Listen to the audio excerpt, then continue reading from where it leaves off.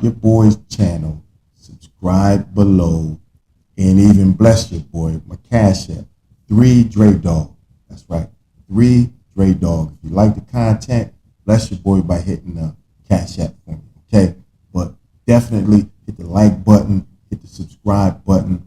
I'm going to be providing more and more content for you on my YouTube channel, okay? So let's get at it, okay? You know I'm a Penn State fan because I bleed blue and white, because I put my blood, sweat, and tears at that university, at Beaver Stadium, on that campus, like hundreds and hundreds and hundreds of other men before me and since after I left that campus. So I wanted to take the time to really look at that game last night.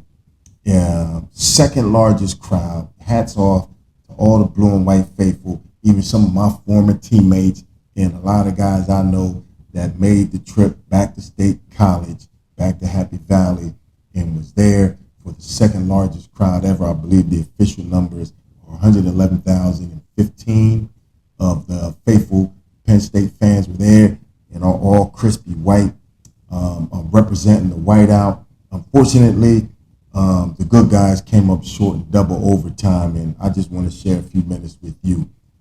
We came up on the wrong side of a 30-24 score, okay? All of us watched the game. Slow first half, okay?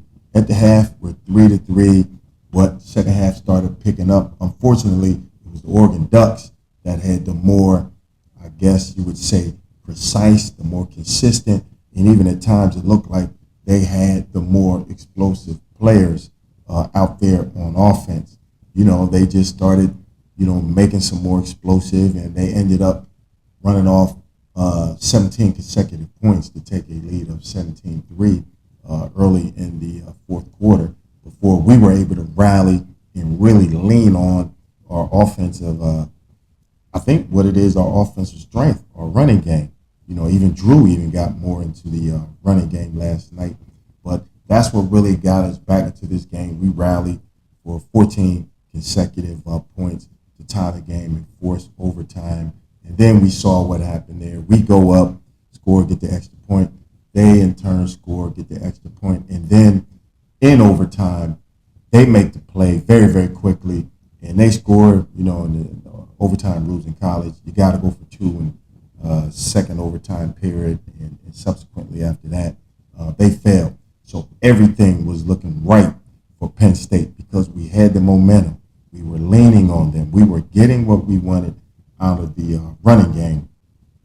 But on 1st and 10, very first play of our second possession of that overtime period, we put the hands we put the game in the hands of our quarterback because I believe the offensive coordinator liked the play. He liked the coverage that he was seeing. He wanted to be aggressive, and unfortunately, the execution wasn't there, and the ball was intercepted as Drew was thrown out to his right, by number 31. I believe his name was Dylan. I'm going to butcher his last name, but the defensive back, number 31 for Oregon, was there to make that play.